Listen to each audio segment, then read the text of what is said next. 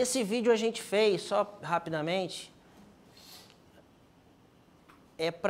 a gente quis fazer muito rápido, sem nenhum tipo de palavras, só imagens, demonstrando que realmente o vinho é isso aí que está aí. Ou você está na banheira, ou você está numa festa, ou você está comendo uma pizza, ou você, em todos os lugares o vinho pode se encaixar e vai perfeitamente. Mas vamos ao que interessa. Hoje a gente vai falar de Itália. Então, para falar um pouquinho de Itália, antes da gente começar a degustar os vinhos da Itália, é importante a gente conhecer um pouquinho e entender um pouquinho o país Itália como um país vitivinícola. A Itália, está aí o mapa da Itália, o formato da bota, né? A Sicília, né? A Sardenha, que está um pouco mais afastada. A Itália é um país, junto com Portugal, só para que vocês tenham ideia, que ele já está catalogado mais de 100 castas autóctones. Ou seja, 100 castas que nasceram na Itália. 100 castas que são originárias da Itália. Então, a gente pega a Itália, realmente é um grande país vitivinícola, é um país que tem plantações, que tem vinho de norte a sul. São vinhos completamente diferentes. Se você pegar um vinho aqui da Toscana, é diferente da Emília-Romana. Às vezes você anda 50 quilômetros, você está com... É um outro lugar, é uma outra terroir, é um outro processo. Então, são vinhos muito diferentes. Então, é por isso que a Itália é tão rica e tão interessante. E a gente vai falar desses 3 lugares. Ó. A Puglia, que é uma região quente, um clima mediterrâneo, que dá vinhos de um estilo. A gente vai falar do Piemonte, que a gente está lá nos Alpes, lá perto da França, região mais fria, um clima mais continental, que dão vinhos completamente diferentes. A gente vem um pouquinho ainda na Puglia para uma região super especial, que é aqui, ó, a Basilicata. Basilicata é essa regiãozinha aqui da Puglia, que dá um vinho bem diferente do que a gente vai provar e a gente vai chegar lá e entender. Ah, eu vou comprar aquele vinho porque é um DOC, eu vou comprar aquele vinho porque é um DOC G, é melhor que um DOC, é melhor que um GP. Não é por aí, tá?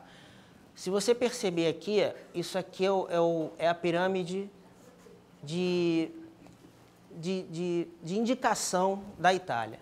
Se você perceber aqui, ó, daqui para cá e para cá, todos têm indicação de origem, não é indicação de qualidade, é origem.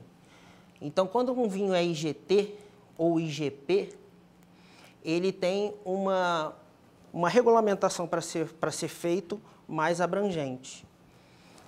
O DOC, em compensação, a regulamentação é mais restrita e o DOC G muito mais restrita ainda. Mas isso não quer dizer que um vinho DOC G seja melhor que um vinho IGT para o seu paladar. E isso é importante quando a gente provar esses vinhos.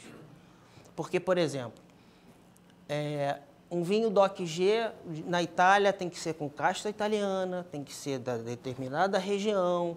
Então, se um cara chegar lá e colocar um Cabernet Sauvignon no meio, ele já deixa de ser DOC G e passa a ser um IGT. Às vezes um vinho de mesa. Mas isso não quer dizer que o vinho é ruim. O super toscano, Sassicaia e outros, estão aqui, ó. E são vinhos, às vezes, de R$3.000 a garrafa.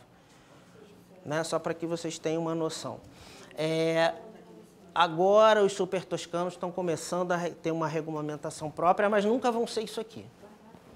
Só por curiosidade, porque a gente vai tomar vinhos que estão nessa região aqui, mas que são considerados isso aqui por causa desse processo de colocar uma uva que não é originária da Itália. Aqui é só hoje em dia, em vez de você chamar desse jeito, a União Europeia manda chamar desse jeito aqui, então você vai ver na garrafa o IGP, que na verdade é um IGT.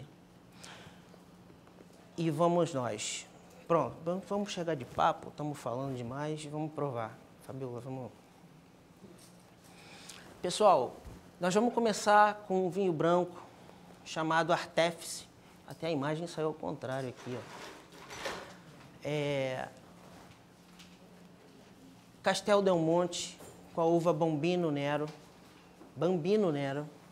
Aqui a gente tem, na relação, uma pequena ficha técnica não, uma pequena ficha de degustação, se vocês quiserem fazer algum tipo de acompanhamento. Não, tá bom, tá bom. Pode, por favor. Então vamos lá, a gente vai começar com o vinho da Puglia. Essa aqui é a região da Puglia. Esse aqui é o calcanharzinho da bota, tá vendo? A gente está em Castel del Monte Bombino Nero. A gente está nessa região aqui, ó, essa região vermelha. E aí começa a complicação da Itália.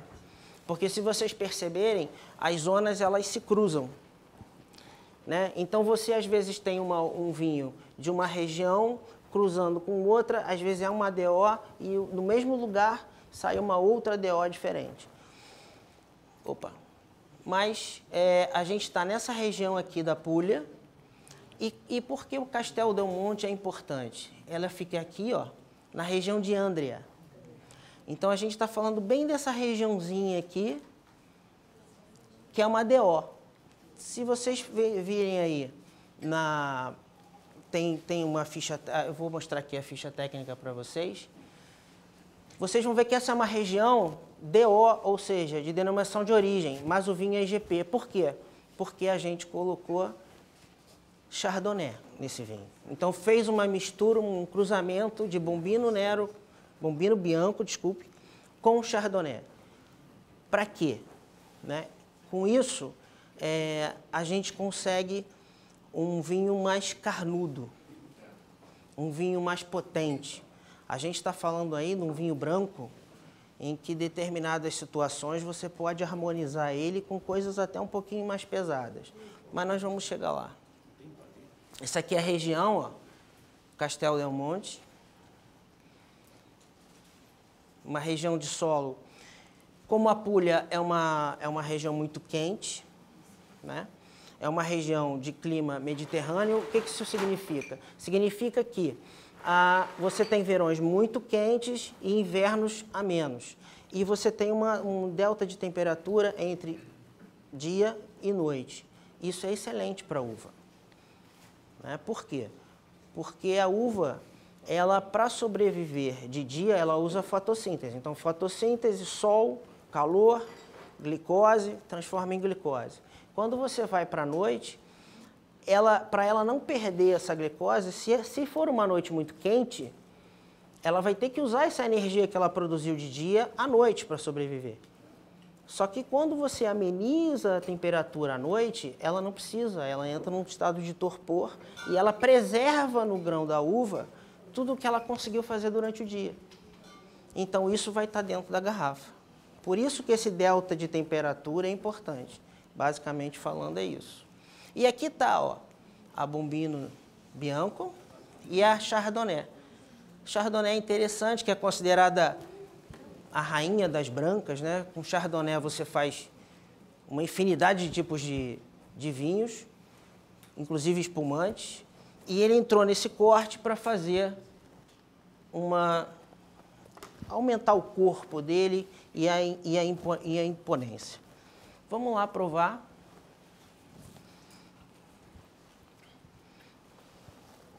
Podem dar opinião e assim, do que vocês estão achando do vinho, aromas, sabores. Eu vou dar o meu, mas não precisam concordar comigo, tá? É um vinho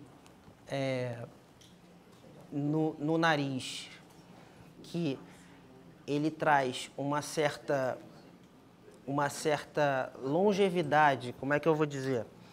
Ele traz frutas brancas, mas não frutas cítricas brancas muito presentes, né? Vocês concordam? Não? A cor dele. Todo mundo é tranquilo com aroma, sabor? A gente pode dar uns pitacos aí. Então, a cor dele já é uma cor de um vinho. Não é um vinho jovem, né? Só pela cor a gente vê que não é um vinho jovem, é um vinho que já está evoluído, é um branco evoluído, é um branco que você não quer que seja um branco, é um branco gastronômico. Agora, ele tem que preservar a acidez, como qualquer vinho branco. Se não tiver acidez, ele já está sápido. Então vamos provar e vamos ver.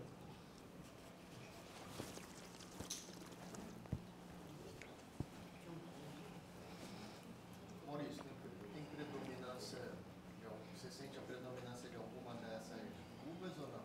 Ou é um misto mesmo? Da Chardonnay e do Bom Vinho? Isso é interessante, ó. Por que que geralmente isso acontece muito na Europa?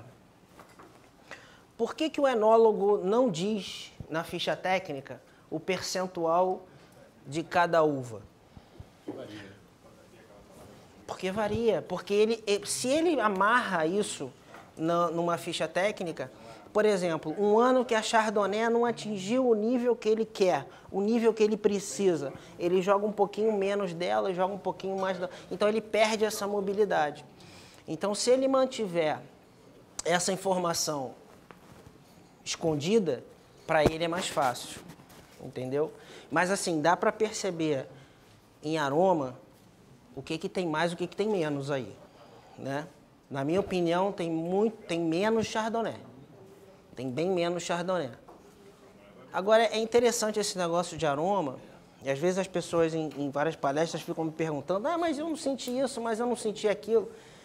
Gente, ninguém vai ensinar ninguém a aroma. Não tem como eu ensinar vocês É questão de cheirar. Você tem que cheirar, treinar e ficar cheirando para você perceber, né? Eu achei, por exemplo, que tem alguma coisa forte assim de aroma de limão. Claro, muito limão. O limão, um aroma cítrico. Na verdade, um aroma cítrico, né? Mas mais para o limão, entendeu? Mas aí a gente vê que é um vinho evoluído. Mas é um vinho que não perdeu a acidez na boca.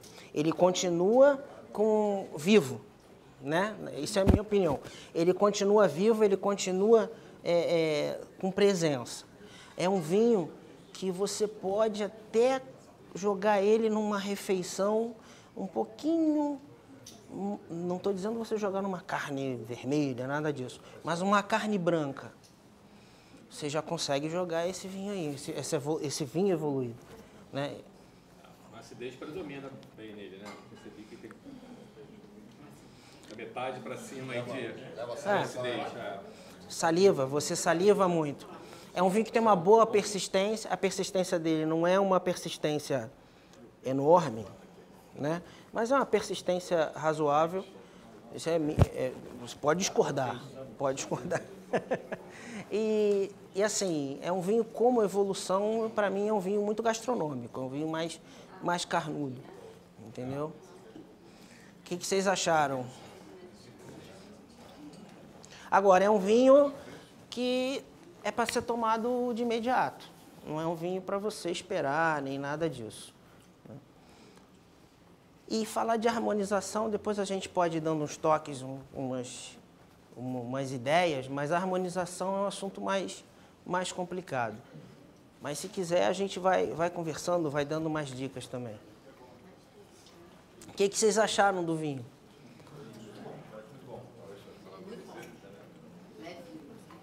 Né? É um vinho presente, é um vinho fresco, né? Bem agradável. Estou perguntando falar de preço. Eu não gostaria de falar de preço nesse momento, porque eu não quero tendencionar a vocês, entendeu? Então, porque vinho não se toma por preço. Vinho se toma por paladar, por qualidade, por outro processo. Então, preço eu gostaria de falar no final, mas não falar de preço nesse momento. Claro que quando você toma um vinho, você tem uma expectativa a partir do que você sente ele. E essa expectativa tem que fechar. Mas... Bom, é importante dizer que o Bombino Bianco é uma casta que é exclusivamente, quase 100%, apesar dela ter uma plantação, mas o grande volume dela é na Puglia. Inclusive, tem vinhos varietais de Bombino Bianco que são muito interessantes. Cadê a Fabiola? Fabíola, já podemos ver o primeiro tinto. E aí, pois não. A temperatura ideal para esse vinho também é uma coisa muito pessoal, né? Tudo em vinho é muito pessoal. É igual a harmonização. A harmonização existem 3 tipos. Existe a harmonização por igualdade, ou seja, peso, paladar igual. Existe a harmonização por contraste. Sim. E existe a harmonização por cultura pessoal. Sim. Então, é igual a temperatura. Por que você tende a jogar um vinho branco um pouco mais frio do que um vinho tinto? Porque o vinho branco, ele não faz uma coisa que se chama fermentação malolática, geralmente. Então, a nível de acidez dele é maior. Se você joga ele numa temperatura mais alta, ele vai sobrar muita acidez na sua boca e você vai perder algumas outras coisas. Por isso que se quer que o vinho branco seja um pouquinho mais baixo. Agora, tudo depende da sua disposição. O que o enólogo diz aqui? 10 graus. Outra coisa, também não precisa ficar botando termômetro. Assim, o pessoal fica, vou medir, não sei o quê, até porque complica muito o jogo, não precisa. Tu botou, provou, não, acho que tem que ficar mais um pouquinho. Bom, resolveu o problema. Vamos. Continuamos na Puglia, vamos. Agora nós vamos para um tinto. Da mesma região de Castel del Monte, com a uva Nero de Troia.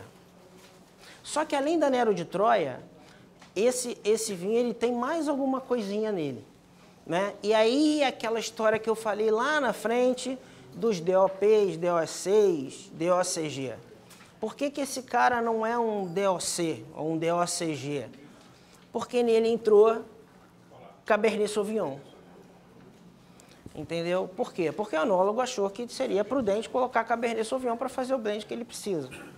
Né? Então, a região de Andria é uma região específica para esses tipos de uva aqui, ó. E a gente está com o Nero de Troia, com uns cortes muito interessantes aqui. Aqui é a região de Andria, que eu acho que é bonito visitar, e se você... Deixa eu só mostrar um pouquinho a garrafa aqui, ó. Se você perceber, esse símbolo aqui da garrafa é o castelo. Né? Aqui, ó. Isso é um castelo do século XIII. E ele é único no mundo, tanto que ele é um... Isso agora é sessão viagem. Ele é único no mundo porque esse formato de oitavado aí faz com que os raios solares em determinadas épocas do ano façam figuras geométricas dentro dele. Então é muito interessante. E por isso que esse vinho se chama equinósio. Porque no equinósio de verão há um raio solar que entra pela porta principal e ilumina todo esse pátio central aqui. Só uma curiosidade. Né? Não, isso aqui é sensacional, isso aí. A Unesco pegou e abraçou isso aí. Esse castelo é Puglia. Isso é na Puglia. Aqui é uma região, olha só, interessante a gente peguei essa foto para mostrar que é uma região com pedras. Ou seja, a gente tem um solo bastante mineral. Eu não sei se a gente vai conseguir perceber isso no copo através do Cabernet Sauvignon, principalmente do Cabernet Sauvignon. É uma região muito plana, então ela sofre muito com os ventos do Mar Adriático e do Mediterrâneo. Isso é muito interessante para a planta. O vento é muito interessante por quê? Né? Determinados tipos de vento. Porque o vento, geralmente, quando ele não traz umidade, ele espanta a umidade. Então, o vento que traz umidade é ruim. Porque umidade, fungo. Fungo na planta. Quando ele tira a umidade, é bom, porque você preserva, é mais difícil você ter uma condição de doença. Então vamos lá, só que tem mais uma uvazinha além da Cabernet Sauvignon aí, que é uma uva muito importante da região da Puglia, que se chama uva Primitivo. Né? Então estão aqui elas, ó. Essa aqui é a Nero de Troia, a Primitivo e a Cabernet Sauvignon. Eu gosto de botar isso aqui para que vocês vejam, ó, as uvas não são iguais, são muito diferentes. Cada uma tem um tipo de bago, tem um tipo de cor, tem um tipo de tanino, e elas juntas, elas fazem uma mistura que o enólogo quer, né? E aqui é uma pequena descrição, está todo mundo já com copo.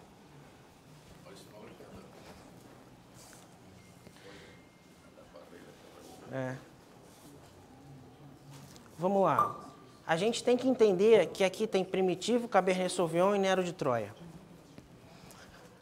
Será que a gente... Aí vem as primeiras perguntas. Vamos encontrar um açúcar residual da Primitivo? A cor dele... Bom, eu vou deixar cada um ter a sua percepção. O que vocês acham do vinho? Vamos ver os aromas. O ideal é a gente pegar pelo visual, pelo olfativo e o gustativo, ver se as coisas encaixam.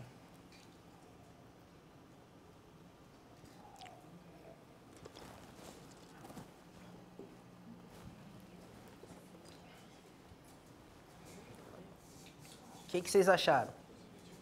O pessoal está muito quieto. Terceira dose melhor. Assim, eu tenho algumas percepções na boca desse vinho. Eu tenho uma percepção de tanino macio. Eu tenho uma percepção de uma ligeira acidez, mas que tá se equilibrando ali. Parece mais alcoólico do que mas aí por causa do Primitivo que entra ali. E é interessante essa... Isso é uma pergunta que sempre o pessoal faz. Vinho com teor alcoólico maior é melhor? Né? Não. Não, depende de muita coisa, né? Mas ele dá um aquecimentozinho na boca. Vocês concordam com o que eu falo ou não?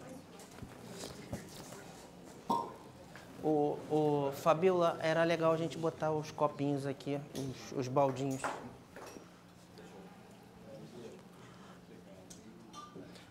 O que vocês acharam, gente? Vamos lá. Gostaram, não gostaram? Acharam? Podem falar à vontade.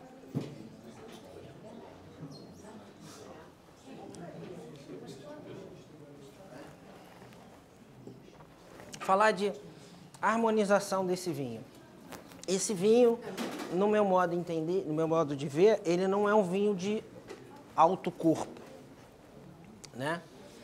Ele é um vinho de corpo médio menos, vamos dizer assim. Se a gente acompanhar na fichazinha, pode a gente marcar médio menos.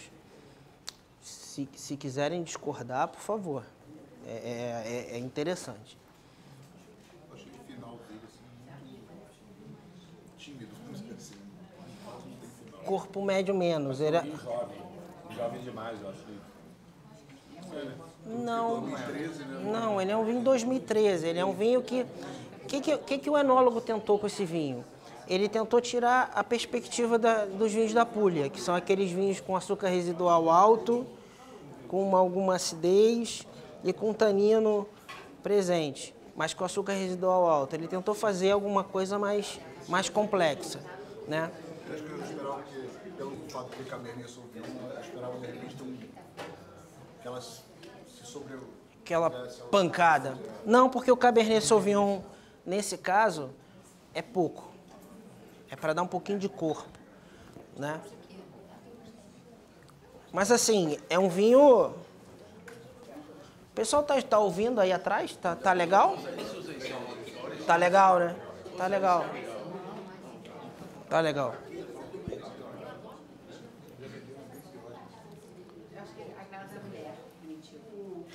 A senhora sabe que eu já tive problema com isso?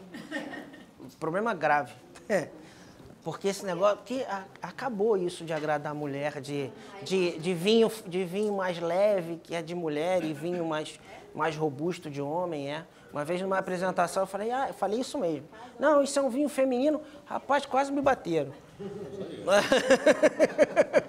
Quase me bateram. Eu nunca mais falo isso. É. Não, por que de mulher? Não. Isso é mais um vinho de entrada, né? Assim, vinho é um produto gastronômico, né? E poucos são os vinhos de meditação. Existem vinhos de meditação. Mas eu acho que isso é um vinho que se de corpo médio baixo, um vinho que consegue acompanhar um dia a dia muito bem, que consegue passear por vários pratos muito bem, né? Com cuidado, claro. Se a gente botar...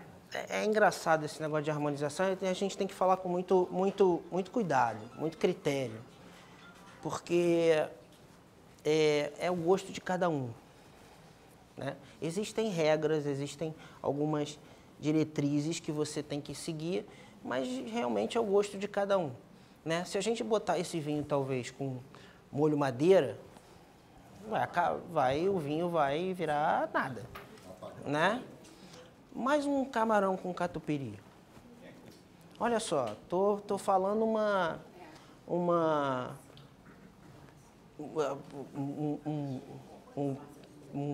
um produto que geralmente o pessoal pensa em vinho branco.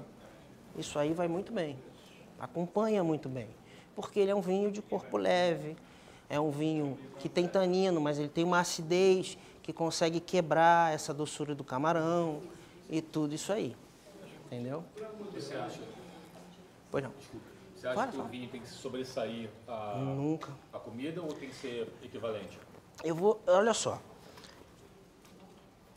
Eu vou dizer uma coisa aqui, é o seguinte, na minha opinião. Muito difícil você errar uma harmonização. Geralmente, muitos vinhos cabem com muitas comidas, ou seja, para você errar uma harmonização é uma coisa muito difícil. Para fazer uma harmonização ok, desculpe, não é muito difícil, é muito fácil. Para você fazer uma harmonização ok, é fácil. Sim. Você pega um vinho e uma comida, geralmente vai harmonizar. Agora, para você fazer uma harmonização fantástica, aí é difícil. E para você errar na harmonização feio, também é muito difícil. Então você fica ali nos 5% para cima e 5% para baixo, que aí é o negócio, é ali que você, é o detalhezinho que você consegue dizer assim, 1 mais 1 virou 4, né? Não é 1 mais 1 virou 2. Aqui naqueles 90% do meio, 1 mais 1 é igual a 2, e você dificilmente vai errar, entendeu? Então, é o que eu falei agora, vou comer um camarão com catupiry, vai bem. É o perfeito? Não, mas vai bem, entendeu? Moderado, estou achando que o alcoólico muito sobressalente, sai logo, sente-se o gosto logo. Primeiro, a ausência de tanino. Para mim não, mas ok, se a sua percepção é a sua percepção, cada um tem a sua. Por exemplo, você quer uma percepção bem diferente? Existem 2 grandes provadores famosos no mundo, a Jason Robson e o Robert Parker. O pessoal de Borgonha detesta o Robert Parker, odeia o Robert Parker. O pessoal de Borgonha ama Jason Robson e o pessoal de Bordeaux detesta Jason Robson. Por quê? É a percepção deles. Talvez o Robert Parker tenha uma capacidade para o amargor, por exemplo, muito menor que a Jason Robson. Então, quando ele pega um Bordeaux pesado, com tanino presente, para ele aquilo passa, entendeu? Então, depende muito de cada um. Depende muito do paladar de cada um, a tua percepção. Existem processos e padrões que você segue numa degustação técnica, por exemplo. você consegue discernir se o vinho é mal feito, se o vinho é bem feito, se o vinho tem equilíbrio, se o vinho não tem equilíbrio, isso é uma coisa. Agora, você dar nota a vinho, você gostar ou não do vinho, aí depende muito é pessoal. Eu conheço, por exemplo, produtores lá do Douro, por exemplo, que já falaram para mim uma vez: Maurício, eu nunca vou botar meu vinho em nenhum evento para dar nota. Aí, por quê? Por quê? Porque depende muito de quem está provando. Então, depende se o cara... Às vezes, numa prova dessa, o cara nunca prova um vinho. O cara prova 30, 40, né? Então, é muito subjetivo. Então, o cara tem é lógico que existem pessoas muito sérias, né? O próprio Robert Parker disse, são muito sérios, o Wine Spectator, são muito sérios. Mas você dizer que um vinho vale 90 pontos e o outro vale 85, não quer dizer que o de 90 você vai... Não, o de 90 pontos. Mas o de 85, às vezes, para você é melhor. Entendeu? É isso. Apesar de que, para você dar nota, eu já dei nota em alguns vinhos, para você dar nota, você tem toda uma expertise e uma técnica para fazer isso. Né? Não é de orelhada o cara achar, essa aqui vale 90. Não, não é assim. Né? Mas depende muito do provador. Existem, por exemplo, a minha esposa com relação ao aroma, ela é 30 vezes melhor do que eu. Entendeu? A gente em degustação, ela... estou sentindo isso, estou sentindo aquilo. E eu não é possível, eu não sinto. Ai, meu Deus, entendeu? Depende da pessoa. Então, vamos lá. Passamos pelo Equinósio, mais um vinho da Puglia. Agora, é interessante que eu queria dizer do Equinósio é que ele inverte um pouco na minha opinião, ele inverte um pouco essa característica da Puglia de ter alguns vinhos, a maior parte dos vinhos, com teor de açúcar alto, com uma acidez muito presente, né? E, aliás, a gente tem que ter muito cuidado com esses primitivos hoje em dia que andam aí. Só uma dica. Cuidado quando o teor de açúcar residual de um vinho é muito superior, porque ele pode estar querendo te esconder alguma coisa. Então, o vinho perfeito é o vinho equilibrado. É o vinho que tem tanino, no caso do tinto, é o vinho que tem acidez, é um vinho que tem outras coisas, mas que está tudo ali, tudo num nível. Se está tudo baixo, que seja tudo baixo. Se está tudo lá em cima, que seja tudo lá em cima. Né? Não adianta você ter tanino e acidez. Fabíola. Bom, agora a gente saiu do sul e vamos fazer uma viagem lá para o norte, noroeste da Itália. É uma região do Piemonte, região de Asti, região das Langhe, né? É uma região extremamente pequena, vocês podem perceber aqui, ó, comparado com a Puglia, ó. Se a gente botar, desculpa aqui eu voltar, ó, comparado com a Puglia, que é uma região extensa, né, relativamente extensa pelo tamanho do país que é a Itália, a região do Piemonte é uma região vinícola pequena. Eu vou jogar fora aqui. Cadê o baldinho? Cadê os baldinhos? Tem? Isso é pecado. É pecado jogar vinho Não, fora. ó, vou contar uma história para vocês. Vou contar uma história para vocês, dessa história aí. Isso é pecado, né? Não. Vou contar uma história para... Uma vez eu fui fazer uma degustação. Aí vamos trocar isso que é legal. Legal é isso aqui, a conversa. Eu fui fazer uma degustação no Gambero Rosso. Não sei se vocês conhecem, Gambero Rosso é uma entidade italiana que apresenta os vinhos italianos pelo mundo, né? E aí eram 30 vinhos. Isso era de manhã. Isso era umas 9 horas da manhã.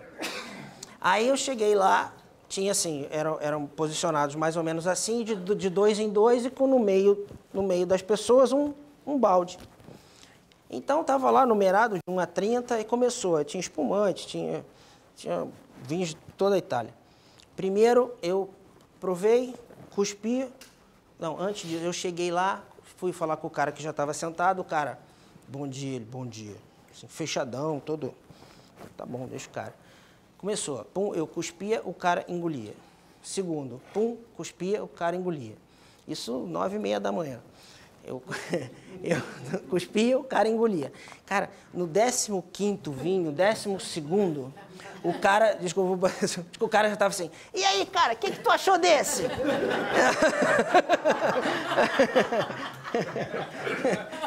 É isso. Então, imagina, você está provando. Imagina, porra, imagina um enólogo que tem que ficar provando o dia inteiro, o cara... Ele verdadeiro, o primeiro ou o último, né? Que é por vinho faz você mostrar a sua verdade, né? Ou não sei, né? Aí eu não sei. Aí eu deixo para a mulher dele saber, não sou eu. Mas vamos lá. O que é interessante, no Piemonte? Aqui, a gente está aqui no mapa da Itália e é uma região bem próxima aos Alpes. Piemonte significa perto do monte, né? Então ali você tem, aqui a França, tem os Alpes, e é uma região muito fria e muito íngreme, né? Só que tem uma diferença, por exemplo, Mendoza também é alta. Mendoza está no pé da Cordilheira dos Andes. Então, por que aqui é diferente? Porque em cada altitude você tem um tipo de solo diferente no Piemonte. É diferente de Mendoza, que geralmente você tem o solo todo igual ao longo da cadeia de montanhas, né?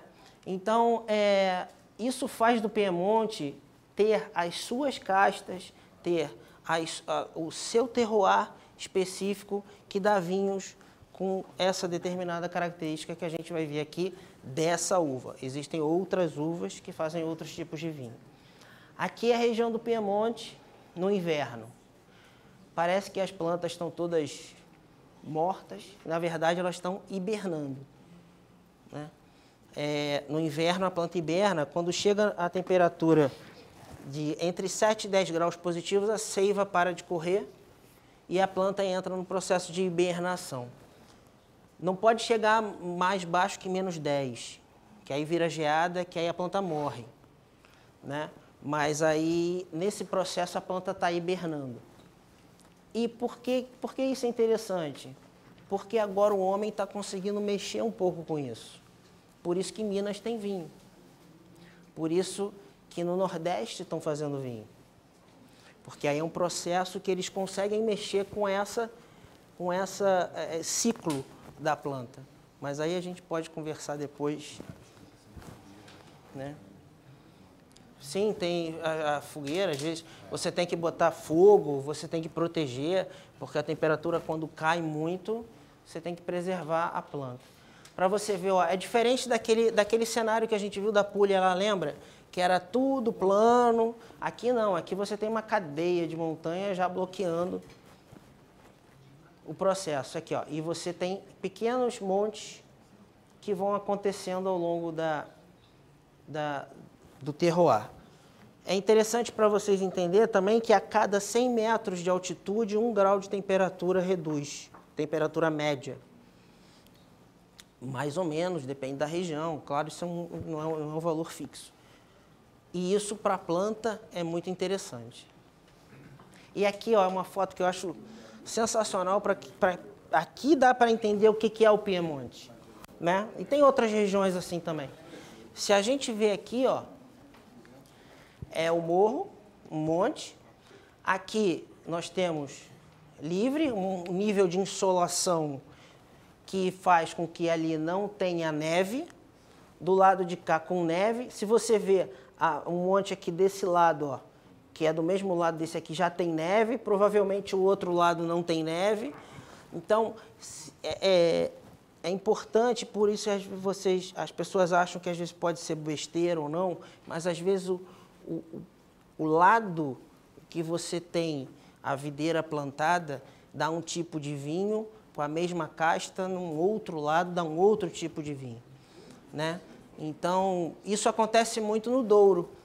O Douro também é muito assim. Geralmente, quando você está acima do Equador, hemisfério norte, os montes voltados a sul, eles tendem a ter uma maturação de uva melhor, porque tem um nível de insolação melhor. E os montes voltados a norte, ao contrário, né?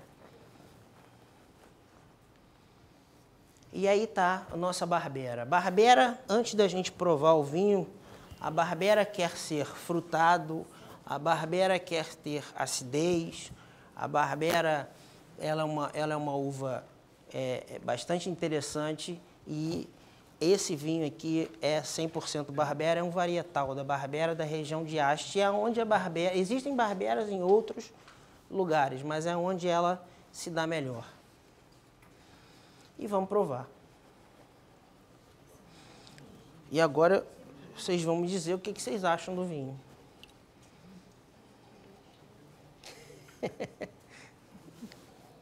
A cor dele não é uma cor opaca, né? É uma cor mais translúcida em relação ao vinho anterior, né? Seria errado dizer que ele é mais aromatizante do que o anterior? Ele tem aromas primários maiores, em maior quantidade. Quais são os aromas primários? Por isso que você quer a fruta. Esse é um vinho... Oi? Fruta vermelha, por exemplo. Você quer esse vinho mais frutado, mais jovem que o anterior. Esse aroma que você percebe com o copo... Vocês sabem perceber aromas primários, secundários e terciários? Todo mundo aqui é... Não. Simples, muito fácil. Muito fácil. Nem todo vinho tem aroma terciário. Isso já é o primeiro ponto, né? Nem todo vinho chega ao aroma terciário. Isso, olha só, eu não estou dizendo aqui que um vinho é melhor que o outro. Eu estou dizendo que um tem esse aroma, o outro não tem. Se é melhor ou se é pior, você que fala, tá? Aroma primário é aroma da fruta, é aroma jovem, é aroma volátil, é aroma leve. Então, o aroma primário você vai sentir como? Com o copo parado. É o aroma primário do vinho. Então, por exemplo, a gente vai ter um vinho aqui depois, 2 vinhos aqui, longevos. E é bom você fazer isso nesse copo para você tentar memorizar e comparar com o outro. Então, por exemplo, se a gente pegar com o copo parado, consegue perceber aromas? Sim. Não importa o que você está percebendo nesse momento. Importa se você está percebendo os aromas, né? Esses aromas que você está percebendo são os primários, são os aromas da fruta. Então, por exemplo, se você quiser dar mais um passinho no degrau, é um aroma de fruta vermelha, não interessa que fruta é. Porque é um aroma de... Consegue perceber isso? Isso é um aroma primário. Como é que eu vou perceber secundário e terciário? Aí eu vou girar o copo. Por quê? Porque os secundários são originários da fermentação e os terciários da evolução. Barrica, garrafa, são aromas pesados. Então, esses terciários, você só vai perceber quando você gira o copo. Então, por exemplo, é certo eu girar o copo o tempo todo? Não. Teoricamente, não. Assim, é certo tecnicamente. Quando você está em casa, no restaurante, gira quanto você quiser, né? Agora, estou falando... É teu. Eu estou falando tecnicamente. É que eu falei com ela aqui antes. Eu falei, olha... Né? Com ele parado, com ele... É que eu falei com ela antes. Cara, a gente precisa dessa técnica para botar o vinho na garrafa. Agora, para tirar o vinho da garrafa e beber, não precisa da técnica. O que a gente explica é para que você aproveite tudo que está nele. Então, vamos lá. Os secundários são quando você balança, você sente aroma de pão, tem vinho que você sente aroma de pão, tem vinho que você sente aroma do bosque. Então, tem vários outros tipos de aroma que você vai percebendo. Não são outros aromas? Não surgiram outros aromas? Esses aromas que surgiram são os secundários. E esse processo viriam juntos terciários. Só que esse é um vinho, um Barbera d'Asti, Não é um vinho que se quer que se tenham aromas terciários importantes. Tem vinhos ali que a gente vai provar que tem aromas terciários importantes. Não é esse caso. Pronto, acabou. É isso. Já virou expert em aroma. Entendeu? É isso. Só isso. Vamos lá. No outro eu percebi que estava comercializado no Brasil e está comercializado no Aí é aí Ele é tá. mais comercializado Não. lá? O público é Não, mais quer? não. É porque esse vinho, ele é de uma importadora chamada Italy's Wine. Ah, tá. E aí a Italy's Wine trabalha no mundo inteiro. Então tem vinhos que eles levam para os Estados Unidos, tem vinho que eles trazem para cá, tem vinhos que levam para lá e para cá, tem. Então é só por isso. Esquece isso aqui. Não, é porque Isso eu aqui ia não, ver se isso aqui não é importante, não. Porque quando a gente faz uma parte de quem toma mais, isso tudo, nos Estados Unidos, eu falei, será que é um produto que é mais comercializado? Mas eles tomam muito vinho deles, né? Ali da... E o tipo de vinho que se vai para... E o tipo de vinho que o americano gosta é um vinho pesado, é um vinho robusto, é um vinho diferente. Não que não tome, até porque os Estados Unidos têm imigrante a balde, mas é um vinho diferente. Por exemplo, a uva Primitivo, que a gente tomou, não sei se vocês sabem, mas é a uva Zinfandel da Califórnia. É a mesma uva, é a mesma casta, é a mesma casta. Só que na Puglia, que é onde ela nasceu, na verdade ela nasceu na Croácia, mas aonde ela se deu bem, ela faz um tipo de vinho e a Zinfandel faz outro tipo de vinho.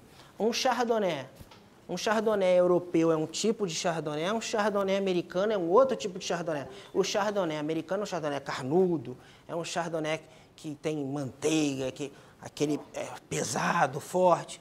O europeu não. O europeu é mais jovem, é mais ácido. Ácido que eu estou dizendo não é porque é pior, porque tem um nível de acidez, é mais fresco. O Chardonnay, se você pega um Chardonnay francês de Borgonha, um Chardonnay do Vêneto, né? Um Chardonnay da Puglia. O Chardonnay da Puglia é completamente diferente do Chardonnay da Califórnia. Isso é o terroir. Isso é o terroir. Aliás, só por curiosidade, a mão humana, eu estou olhando o relógio para a gente, a mão humana também faz parte do terroir. Terroir não é só clima, solo, não. A mão humana também faz parte do terroir. Por quê? Porque se eu tenho uma videira, você tem uma outra, a gente está junto. Se eu fizer um vinho de uma forma, vai sair o produto de um jeito. Se você fizer de outra forma, é de outro jeito. Eu tenho um terroir, você tem outro terroir. Apesar de sermos no mesmo lugar. Mas vamos lá. E aí? O que acharam do Barbera? Melhor que o outro.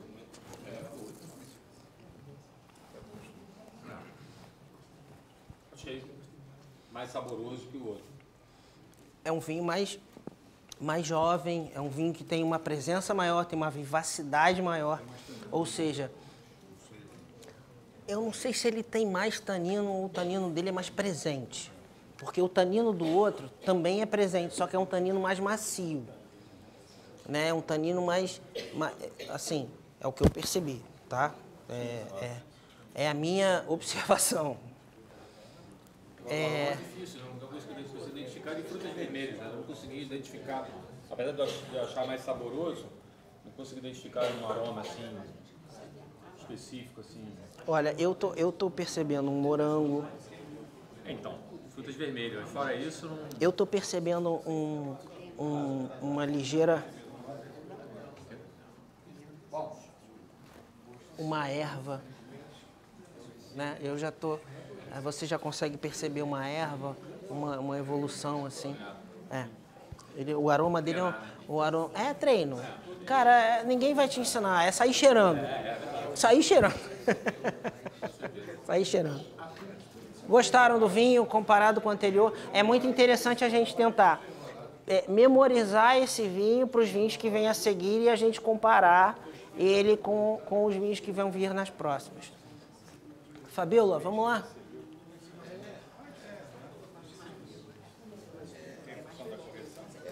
Vamos para o terceiro? Alguma coisa? Só falta. Deixa antes delas servirem esse vinho, o Barbera é isso. Assim, quando você tem o Barbera d'Asti, ele é um vinho que se propõe a isso. Isso é interessante. Por isso que é bom você conhecer e provar vinhos. Porque você não vai ter um Barbera amadeirado, você não vai ter um Barbera potente, assim, de pesado. Não, Barbera se quer isso. Então, isso que é interessante você entender se o vinho é bom ou ruim. Quando você vai ao nível técnico do negócio, ver se o vinho é bem feito ou mal feito. Não é se eu gostei ou não gostei. Para nós aqui, é se eu gostei ou não gostei. Dane-se. Mas quando você vai no nível técnico, é você saber se o vinho está equilibrado, se o vinho está bem feito, se o vinho é harmônico, se o vinho... Qual é o tipo de persistência, por exemplo. Eu não quero uma persistência do Barbera como eu vou encontrar no Amarone. Eu nunca vou conseguir isso. Mas, assim, ele tem uma boa persistência relativa ao Barbera. É isso que a gente tem que... E você só consegue isso provando. Mas ele é um vinho para ser bebido jovem ou ele é um vinho... Jovem. Mas é um vinho que você pode beber em 5 anos. Né? Não é um vinho de 2 anos. É um vinho que você pode beber em 5, 6 anos, não tem problema. 8, 9, aí ele já não é que vai ficar ruim, mas ele já não vai estar. Você já não vai estar aproveitando tudo que ele poderia ter te dado, entendeu? É isso. Mas é um vinho que você bebe mais jovem. Só tem nessa região? Barbera não. O Barbera você consegue em outras regiões. Mas aonde o Barbera se deu melhor, eu vi que eu tenho algum cuidado com as palavras para não dizer que é melhor. Não. Aonde ele se deu melhor é na região de Asti, ali no Piemonte. Por quê? Por que eu não pego uma primitiva e planto lá no Piemonte? Porque ela não vai amadurecer. A região é muito fria. Então, eu tenho que ter uma casta que seja compatível com o que eu encontro no local. Então, eu tenho Nebbiolo, eu tenho Barbera, eu tenho Dolcetto. São castas que eu consigo fazer com que elas amadureçam naquela temperatura que eu tenho, naquele terroir que eu tenho, naquele nível de insolação que eu tenho, eu consigo gerar um nível de açúcar residual X com aquele nível de insolação média que eu tenho ali, entendeu? Por isso que eu não posso tirar uma casta de um lugar que ela se dá bem e levar para o outro. Existem testes.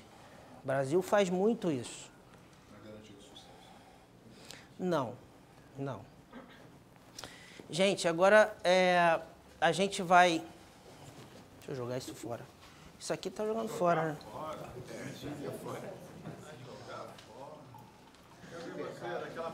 Foi. Gente, agora a gente vai para aquela regiãozinha que eu falei da Basilicata. Essa uva é a uva que se chama Aglianico. Eu particularmente sou muito fã desse vinho. Eu estou falando de custo-benefício. A gente volta para Basilicata ali, ó, é pertinho da Puglia. Ela faz parte da Puglia, né? Mas é essa região aqui. Esse copo é o meu, Tá bom.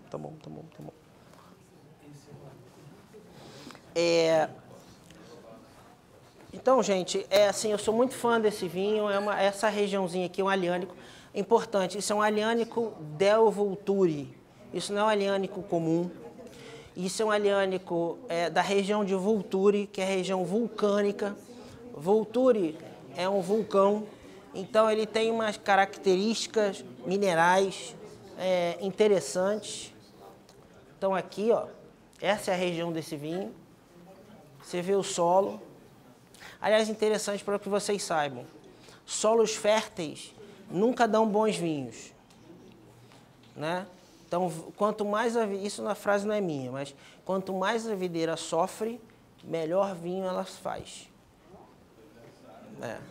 Então, você tem que fazer a videira sofrer para que ela dê bons vinhos, que ela dê capacidade interessante para o... Claro que você não vai matar a bicha. Mas... Um ano que a bomba, vamos dizer assim, no ano seguinte, o vinho já não era mais... Vamos com calma, deixa eu explicar. Vinhos comuns, vinhos normais, É muito difícil acontecer isso. Por quê? Porque o enólogo consegue trabalhar, então essa uva aqui não deu certo. Por exemplo, a legislação dos países, geralmente quando você faz um varietal, você não precisa ter 100% daquela uva ali. Você pode ter 85%, tem país que é 85%, tem país que é 70%, depende da região. Então, com esses 30%, 15%, o enólogo consegue trabalhar e manter mais ou menos a mesma qualidade do vinho. Por quê? Isso para vinhos mais baratos, vinhos do dia a dia, porque o cara que vai beber um vinho desse, ele não quer. Comprou uma garrafa hoje, tem um sabor, outro dia tem outro, outro dia tem outro, isso não interessa. Para vinhos mais complexos, e olha que eu estou falando complexo, eu não estou falando melhor. Né? Melhor depende de você. Para vinhos mais complexos, aí sim. Por quê? Porque aí o enólogo consegue trabalhar realmente com o que ele tem na mão. Porque vinhos complexos são vinhos que você trabalha muito tempo. Então a gente vai tomar um vinho aqui de 6 anos de adega. É um vinho que passa 6 anos na mão do enólogo. Então, se eu não tiver uma uva, uma capacidade da uva, uma capacidade do vinho para fazer um vinho que aguente esse processo, vai dar diferença. E uma coisa interessante, já conversei com centenas não, mas muitos enólogos, e todos eles são categóricos a me dizer, olha, Maurício, quando o produto vem ruim, eu não consigo fazer um bom vinho. Não tem mágica. Se o produto vem bom, eu consigo trabalhar bem. Se o produto vem ruim, não tem técnica de adega que faça o produto sair um vinho bom com uva ruim. Não sei se eu expliquei ou enrolei mais. Então vamos lá, Aglianico del Vulturi. É um vinho já que você vai sentir outros tipos de aroma que seria interessante. Aqui, ó, mais uma vez, parece que está tudo morto. Mas não está. E essa é a uva. Esse tem 6 anos. É um vinho de 6 anos já. Então vamos lá, é um Aglianico del Vulturi aqui, ó. E o produtor, ele gosta de descrever isso, ele é um DOC, porque o Aglianico nessa região ela é diferente. É um vinho que é considerado, na Itália, o Barolo do sul da Itália. Todo mundo aqui conhece Barolo, é o vinho do Piemonte, é o vinho nobre do Piemonte, feito com uva Nebbiolo, que é um vinho encorpado, é um vinho potente, é um vinho persistente. E esse vinho, bom, vocês vão dar a opinião de vocês. Se você perceber, ó, desculpa teu nome? Pedro, você já, se você lembrar do outro, com o vinho parado, já é difícil perceber aroma. Então, esses aromas primários, ele já perdeu. Ou seja, ele é um vinho que está evoluído, né? Eu não sei se está bom. Eu não sei se está bom. Não, estou brincando. Eu adoro esse vinho. Eu não sei se está bom, mas eu sei que ele está evoluído. Por isso que a degustação técnica, ela passa pelos 3 patamares. O visual, o olfativo, porque as coisas têm que se encaixar. Então, no visual, eu tenho que ver, ele é límpido, ele está brilhoso. Brilhoso quer dizer que ele tem mais acidez ou menos acidez, entendeu? Então, um vinho muito brilhoso é um vinho muito... Eu quero que ele na boca seja um vinho mais ácido, só pelo brilho dele. Se ele é um vinho mais opaco, é um vinho que está mais morto, de acidez. Então, aí eu vou passar pro olfato. O olfato eu vou sentir aroma disso, secundário, terciário, e isso vai fechar na boca. Eu tenho que perceber tudo isso na boca. Se eu não perceber isso na boca, ele é um vinho que não está bem produzido, entendeu? Agora, não é para a gente ficar no restaurante. Entendeu? Não tem sentido isso. Vou fazer uma pergunta de leigo. Quando decantar o vinho? Isso é uma boa pergunta. Em que momento a gente percebe que aquele vinho precisa ficar mais aberto, deixar decantando meia hora? Tem que conhecer o vinho? Tem que conhecer. Isso é um ponto. Segundo, 90% dos vinhos que a gente toma não precisam ser decantados. Ou mais. O que é tecnicamente? Eu vou explicar. Tecnicamente, o que é o decanter? O decanter é um processo em que você coloca o vinho para que as partes sólidas se separem das partes líquidas. Ponto. Isso é para que serve o decanter tecnicamente. E quando é que isso acontece? Para vinhos muito evoluídos e vinhos que deixam borra. Um Porto Vintage, né? Um vinho da Borgonha 1900 e cacareco. Então, são vinhos que vão, as antocianas elas vão se unindo, vão ficando pesadas e vão decantando. Para quê? Para que você não bote essa borra no copo. Sim. Não vai te fazer mal, não tem problema nenhum, só que é feio, né? E outra coisa, vinho com borra não é defeito. É sinônimo de evolução. Se o vinho pode estar evoluído ou não, aí é outra história. Mas isso é sinônimo de evolução, nunca é defeito. Agora, existem vinhos que precisam ter um nível de... Por exemplo, o nosso Amarone. Por falar nisso... Fabíola, tu já abriu o Amarone? Tá. Então, a gente abriu o Amarone aqui antes. É um vinho que precisa respirar. É um vinho... O que é a respiração do vinho? É um vinho que, por exemplo, quando ele entra em contato com o oxigênio, o álcool reage com o oxigênio. Álcool, reação com o oxigênio, ele faz ácido acético. O que faz esse ácido acético? É vinagre. Só que isso aumenta a acidez. Num determinado nível, isso é bom. Então, ele vai dar mais vivacidade ao vinho. E isso vai carrear para você mais aromas, mais sabores, mais um monte de coisa. Isso tecnicamente falando. Então, por isso que você precisa abrir o vinho e fazer com que ele respire, ou seja, que o ar penetre. Quando você coloca o vinho num decanter, você aumenta a área dele em relação ao ar. Só isso, né? Nada diferente do que você abrir uma garrafa e deixar. Ponto. É isso. Entendeu? Não sei se... É assim. Agora, qual vinho que precisa ser decantado? Só conhecendo. Esse vinho precisava ser decantado. Vinhos longevos. Geralmente, vinhos longevos que precisam desse tipo de decantação. Por quê? Porque o vinho, quando ele é longevo, ao contrário, o vinho jovem, ele não vai ganhar muito com esse processo, porque ele já está muito vivo, ele já está muito presente, então o que você vai ganhar é imperceptível. Agora, o vinho que está ali dormindo, que está ali quietinho, que está restrito de oxigênio, que está há muitos anos ali quietinho, quando você, geralmente assim, é uma regra, entendeu?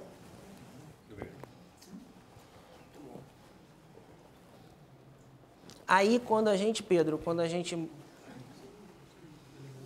aí vem um monte de aromas, né? Aí, ó. Já virou craque. Chocolate? Tabaco. Isso vem tudo da evolução do vinho. Isso é o processo de evolução. Isso é madeira, né? Isso é tudo que vem acontecendo. Por que se usa madeira no vinho, né? Esse vinho, provavelmente, quando ele acaba de ser feito, ele não é intragável, porque você vai ter um desequilíbrio muito grande nele. Então, você usa madeira, por quê? Porque a madeira tem tanino, igual do vinho. Então, quando o tanino da madeira se junta com o tanino do vinho, ele faz uma cadeia maior. Essa cadeia maior torna ele mais leve para o teu paladar. Então é por isso que você usa madeira. Até quando você sente o aroma certo, vai ser mais pegado. Não, e ele é um vinho equilibrado, mas ele é um vinho potente. Aí tu já percebe que tem adjetivos que você consegue, que eu acho que o cara é bobão falando, não sei o quê, mas já que encaixam no vinho, né? É bem mais complexo, né? Mais completo, né? Complexo.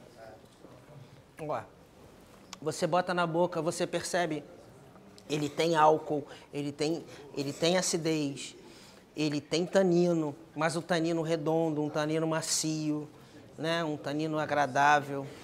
Bem mais encorpado que o anterior. Ele tem potência, ele tem persistência. Você vê, eu estou falando aqui, eu estou sentindo ele na boca, né? Ele é um vinho mais complexo. E aí vem a harmonização. Olha só, quando a gente fala de complexidade num vinho, isso quer dizer, ele não é que exige, mas ele pede comidas mais complexas. Mais forte. Então, se eu, por exemplo, botar ele com camarão com catupiry lá, matou o camarão, na verdade. Camarão vai ficar... E outra coisa, nunca misture, isso é uma regra, nunca misture moluscos com tanino, que vai te dar um gosto metálico insuportável. Tá? Então tem que ter cuidado com isso. Essas são as regrinhas que você tem que... Um dia a gente faz uma só de harmonização aqui. Tá bem com uma carne, uma feijoada, chocolate. Cordeirinho aqui, uma paleta de cordeiro. Eu gosto de vinho com chocolate. Perfeito. Você gosta. Então, continue. Não pare.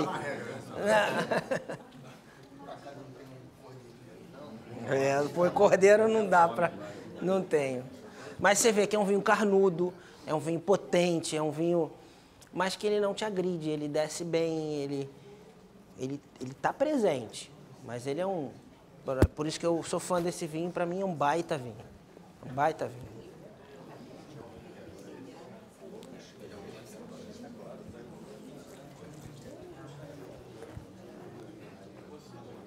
E por isso que ele é considerado o Barolo do sul da Itália. Porque geralmente quando a gente pensa em sul da Itália, a gente pensa em primitivo, a gente pensa em vinhos leves, em vinhos rápidos, em vinhos com teor, alguns, né? Com teor de açúcar residual maior e tal. E esse cara é completamente diferente, é fora dessa curva, né?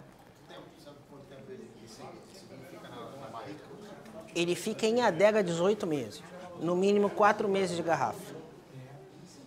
Só né? essa vinícola ou tem outras vinícolas na região? Não, tem outras vinícolas na região. Mas a Casa Maquito é uma casa que tem mais de 100 anos. É uma casa super tradicional para essa uva. A gente tem um vinho aí da Basilicata também, da Casa Maquito, que é um vinho que está nível abaixo, mas é um excelente vinho também, muito bom vinho. Bom,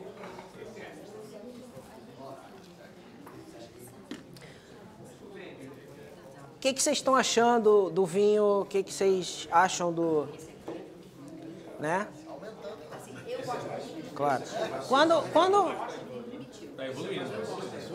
Quando você faz uma degustação, você geralmente começa de complexidade.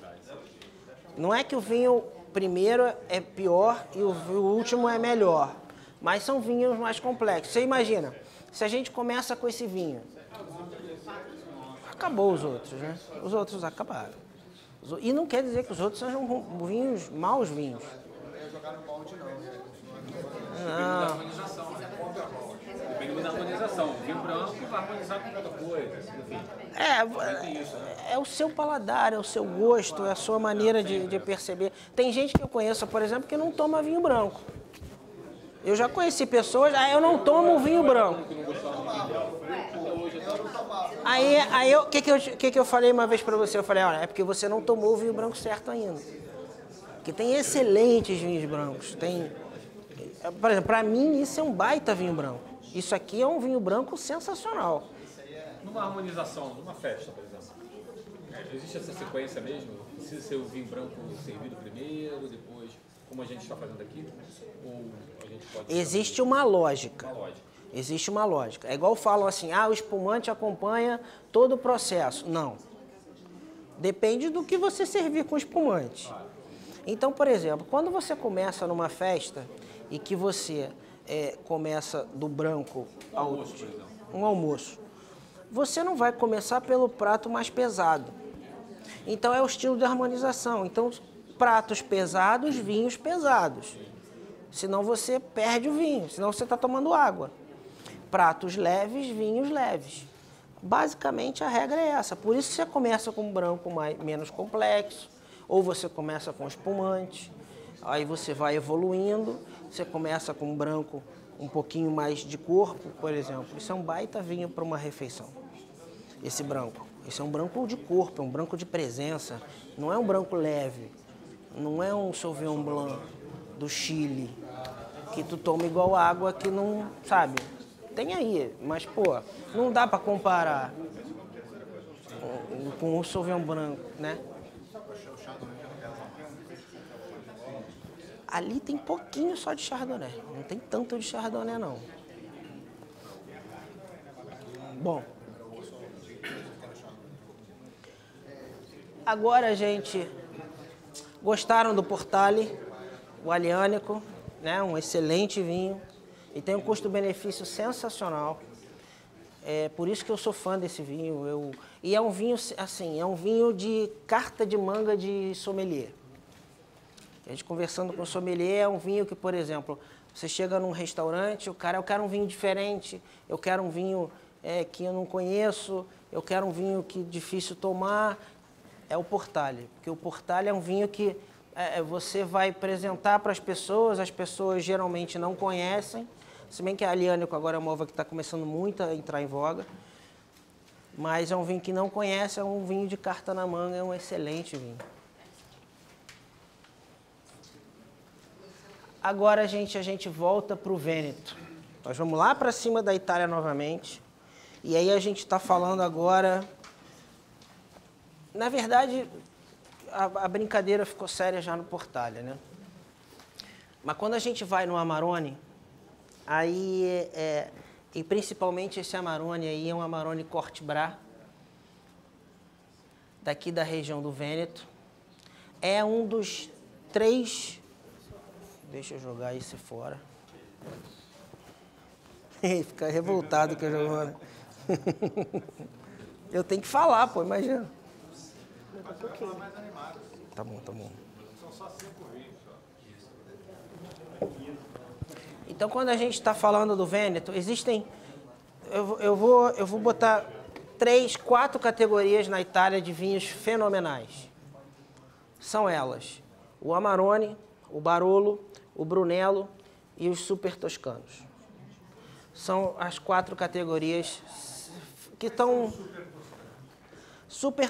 Qual é a história dos Super Toscanos? Super Toscanos é o seguinte: o italiano, como qualquer europeu, ele é muito bairrista, né? Como todos os europeus. Então, o pessoal acha que o vinho dele é o melhor, né? O Cabrisa é o melhor, né? E aí chegou um cara lá na Toscana. Então, Toscana é Sangiovese, ponto, né? E chegou um cara da Toscana, chamado da família Antinori, que chegou e falou assim: não, eu quero plantar Cabernet Sauvignon. Entendeu? Aí falaram para ele: mas como tu vai plantar Cabernet, aquele coisa de italiano, né? Mas que tu vai plantar Cabernet Sauvignon? Teu vinho. Aí começaram a discussão, e ele falou: não, vou plantar Cabernet Sauvignon, vou fazer Cabernet Sauvignon. Eu vou fazer um corte bordalês aqui na Itália. Aí a italianada ficou louca. Por isso que eu falei lá no início: tá bom, tu pode fazer, mas o teu vinho não vale nada e vai virar vinho de mesa. Ele deixa comigo. Foi lá e fez. Só que o vinho saiu tão bom, um vinho super especial, super toscano. E ele saiu tão bom que, apesar de ser... Agora já está deixando de ser vinho de mesa. Apesar de ser um vinho de mesa, é um vinho extra série. Melhor que muito Bordeaux. Entendeu? Isso é o super toscano. E aí começou um Antinori da vida, um Tignaiello, Sassicaia e outros. Começou a R$4.000 a garrafa, 5.000, 3.000. São vinhos, então é isso que eu falo. Não é um DOC, não é um DOC G. É um vinho de mesa. É um vinho de mesa. E quem cotou foi... Não, aí é mercado. Pois é. Aí é mercado. Assim, então é um excelente vinho aí. Aí é mercado. Entendeu? Aí é o mercado que vai dar o preço. É muito interessante falar de mercado de vinho, porque às vezes o glamour do vinho vem da porta para fora, porque da porta para dentro tem que pagar a conta, né? Então é muito interessante isso. Por exemplo, só um parênteses, Bordeaux. Bordeaux é comércio, ponto. Os 5 Grand Crus de Bordeaux não foram definidos só pela qualidade. Foram definidos porque em 1800 e pereré lá, eles eram na verdade eram 4. Os 4 conseguiam vender os vinhos dele lá para a Inglaterra, para outros lugares do mundo, pelo preço mais alto. Então eles foram chamados de Grand Crus. Aí, em 1990, sei lá, por aí entrou o 5º, que solicitou lá, eles acharam entrar o 5º. Só que o Grand Cru de Bordeaux não é pelo terroir, é pelo comércio. Ou seja, se o cara lá, se o Chateau Margaux resolver vender as terras que ele tem hoje e comprar as terras do outro lado da margem do rio lá de Bordeaux, ele vai continuar sendo Grand Cru. Porque ele já tem o nome de Grand Cru. Percebe? Então, a gente tem que ter um certo cuidado com isso. Excelentes vinhos, ninguém está falando que o vinho não é isso. Não é isso. E aí, isso foi super toscano, é negócio, é o mercado, ele consegue, realmente o vinho é extra série, e ele consegue fazer isso sem problema, ele e outros. Porque quando um vai, aí, opa, ele fez, e eu também quero. Minha terra do lado dele, vou fazer igual. Aí começou. Aí tem essa categoria de super toscanos. E de onde vem o super toscano? Qual é a região? Na Toscana. Ele é aqui, ó. Ele é bem no meiozinho aqui da... Só aí. Só aí. Né? Aqui na Toscana, você tem a região dos Chianti, né?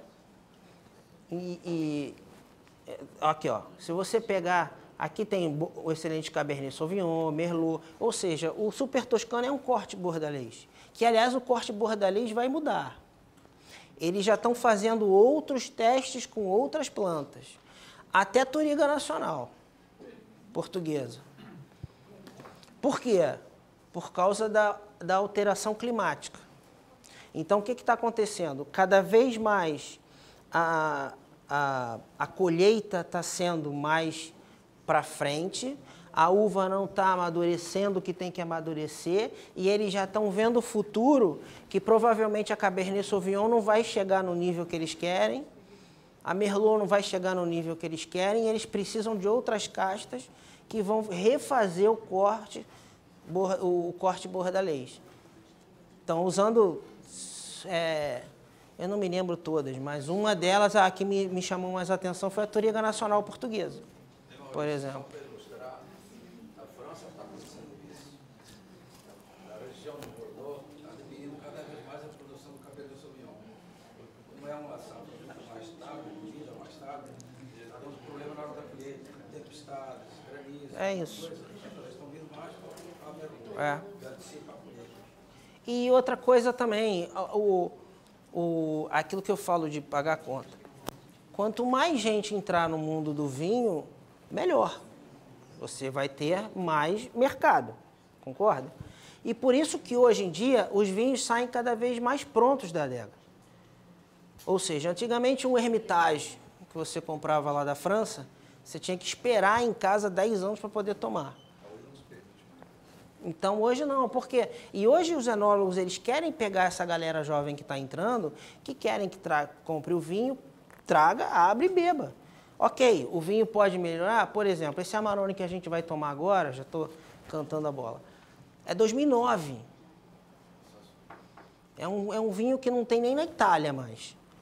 Mas assim, a gente tem um Amarone reserva ali 2013, tem um Amarone 2012, que pode beber, percebe? Mas eu tenho Amarone 2009. Se me der um vinho para beber daqui a 10 anos, eu vou perder o cara. Eu vou morrer antes. Isso aí, ou o vinho morre mesmo. O vinho primeiro, você morre antes. Então vamos lá, no Vêneto. Vamos falar de Amarone. Vocês sabem o que é o Amarone? Como é que é o processo do Amarone? O Amarone é uma uva, é feito com uva semi-pacificada. Então o que acontece? Isso é muito interessante. Chega setembro, mais ou menos final de setembro, é o momento da colheita. As castas permitidas do Amarone são basicamente 3. Na verdade, tem 10, 15 castas permitidas, mas as castas principais são 3. A Corvina Veronese, Corvinona e Rondinella. Você pode ter até Cabernet Sauvignon no corte, só que não pode passar de 15%. Tem Ossaleta, tem outras castas, mas principal é a Corvina Veronese. E por que ela se chama Corvina? Porque ela é mais escura, é como se fosse a asa do corvo. Então, por isso que se deu o nome de Corvina. E como é que é feito isso? Setembro, a colheita manual, pega essa uva, se colocam em cestos, esses cestos aqui, e levam para secar. E nesse processo ele pode ficar 3, 4 meses nesse processo de pacificação. Nesse processo se perde mais ou menos 30% da água do bago, então o volume decresce em 30%, e isso concentra aromas, sabores, tudo dentro do bago. Não, isso é colocado. Hoje em dia, modernamente, você coloca em câmaras com temperatura e umidade controlada, porque você consegue controlar. Mas tem os processos ainda artesanais, como esse aqui, que o cara pega, é um galpão, que ele bota um ventilador, bota os cestos e as uvas lá. Ó, aqui é um processo. Olha aqui como a uva está ficando murchando, ela vai se murchando, né? Não, ela está nesse processo. Não, é ótimo, é cheiro de uva. É cheiro de uva, é cheiro de uva. Não tem bactéria, não tem fungo. É um processo natural, por isso que você tem que ter uma ventilação constante. Lembra aquilo que eu falei do vento seco? Do vento seco que limpa?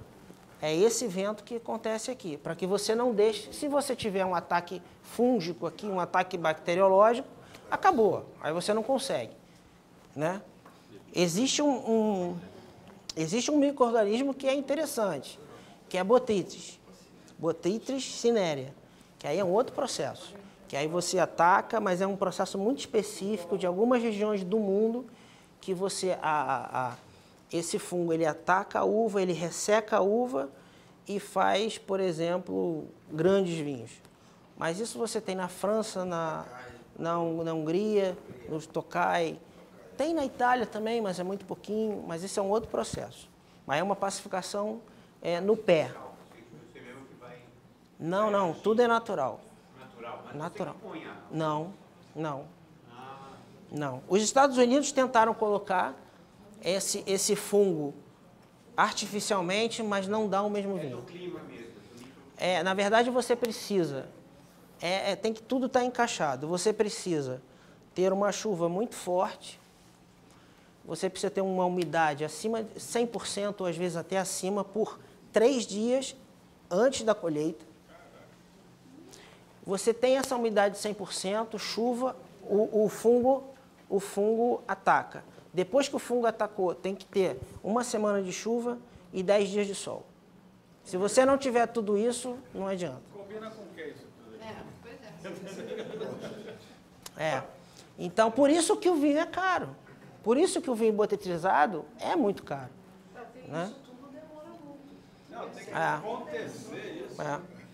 Então, tem Tokai. É meio aleatório, não é assim? Não é todo ano. Não é todo ano. Tem lugares do mundo que a região, o terroir, é propício a isso. Né? Então, é mais fácil que isso aconteça. Né? E a colheita é sempre estagial, né? Nesse caso, sim. Para essa uva. Na verdade, cada uva tem o seu período de colheita ideal. Não existe um período de colheita para tudo. Né? A Tempranillo é um tipo de uva que tem um tipo, o primitivo vai colher um determinado ponto e assim vai. né? Cada árvore é uma árvore. Por isso que em Portugal, antigamente, é um dos motivos, e o pessoal às vezes fala muita bobagem por aí, que você não via a casta na garrafa. Por quê? Porque antigamente as pessoas com o conhecimento antigo, o que eles faziam? Isso está voltando, Portugal está voltando a fazer isso. Você chegava no Douro, por exemplo, você tinha uma região com várias castas diferentes plantadas no mesmo lugar. Por quê? Porque em determinado ano aquela árvore foi bem, aquela foi mal. Mas no ano seguinte aquela vai bem e aquela vai mal. Então eles não tinham produção sempre todo ano. Mas eles plantavam castas diferentes, né? Portugal fazia muito isso, em muitos lugares da Europa. Pela questão do álcool. O Amarone? Esse agora aqui. O Amarone? Vamos chegar lá. Me trouxe um sabor. É um vinho complexo. Então, como é que surgiu o Amarone? O Amarone surgiu de um vinho doce, chamado Recioto, que é dessa região. Então, a gente viu... O que é o Recioto? O Recioto é assim mesmo. Você pega a uva, faz esse processo, leva para fermentar, só que quando você chega num açúcar residual X... Não, vinho do Porto não. O vinho do Porto é adicionado aguardente vínica. Que aí você aumenta o teor alcoólico, as leveduras morrem, e aí você mantém o açúcar residual da uva. É diferente o processo. Então, aqui, ó. Olha a baga como é que está ficando já ressecada. Geralmente se leva 30% a 35% do volume da baga. Não mais que isso. Essa é a região. E vamos lá. Então, como é que aconteceu o Amarone? Na verdade, o Recioto que surgiu antes era um vinho doce da região e que, por algum motivo, em algum momento, alguém deixou o processo de fermentação seguir. Né? Não pararam o processo de fermentação do Recioto. E o que acontece? Foi descoberto que deu um vinho seco extraordinário, que é o Amarone. Né? Foi assim que nasceu o Amarone. O Amarone, todo o Amarone é da região de Valpolicella, por isso que você vê o Amarone de Valpolicella, aqui. Na verdade, esse Amarone aqui é um Amarone reserva, que o produtor não botou reserva no rótulo porque é burro. E isso foi dito por ele mesmo, por isso que eu estou falando isso para vocês. Porque eu conversando com ele, eu perguntei para ele, cara, tu faz um vinho desse, caramba, garrafa numerada, por que tu não bota reserva? Ele falou, Maurício, porque eu sou burro. Não botei reserva, quis botar número e tal, aí foi outra história. Né? Mas a história é essa. Isso, na verdade, é um Amarone reserva. Foram feitas somente 4.000 garrafas desse vinho. Esse vinho não existe mais. Eu tenho poucas caixas. Inclusive, o italiano virou para mim e falou, Maurício, guarda essas caixas. Eu falei, não vou guardar nada, não. Não existe nem na Itália. É um vinho que, como eu disse, foram feitas só 4.000 garrafas. Para vocês terem ideia de o que significa 4.000 garrafas, um vinho que é produzido em larga escala para volume é feito 600.000 garrafas, 500.000 garrafas, entendeu? Esses foram feitos 4.000 garrafas. Esse Portalha Duca aqui, ó, que a gente provou, foram feitas, se não me engano, 15.000 garrafas. Então essa colheita só deu 4.000 garrafas. O Amarone é sempre uma quantidade pequena. Você não consegue tirar muito volume do Amarone. Por que não vai ter mais? Porque esse vinho acabou. Essa safra acabou. Acabou na Itália. Então, nos Estados Unidos, na Itália, não tem mais. Não tem a segunda rodada dele, não? Hã? Não tem a segunda rodada dele, não?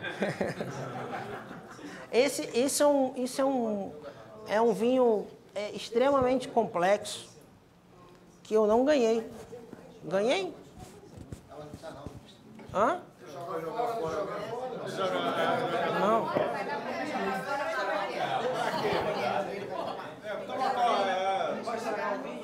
Ganhei, pô. Ganhei. Agora eles estão comercializando que safra? Que safra? Hoje, 2013. No mercado Eu tenho aí, saía 2013. Na Itália tem... Eu tenho 2012, eu também tenho muito pouco. Eu tenho 2009, eu tenho até um pouco mais de 2009 que 2012 porque eu guardei. E 2013 é o que está sendo comercializado, é a última. Tem um vinho mais alcoólico e esse bem mais intenso. Amarone, no mínimo, por lei, 14% de álcool. Quem não está acostumado, tá entrando nesse universo do vinho, estranha, né? Porque É um vinho poderoso. potente pra caramba. É um vinho de 6 anos de adega. É um vinho que passa no mínimo 3 anos em barrica. É um vinho que, no mínimo, 3 anos de barrica. E, no mínimo, tem que ficar, para ser considerado reserva, 6 anos na adega. Garrafa, barrica. Então, é um vinho que já sai maduro. Mas ele sai pronto. Só que a gente está tomando um vinho de 2009, que saiu para o mercado em 2015. Nós estamos em 2022. E vamos, se vocês já provaram, vamos ver se ele ainda está vivo.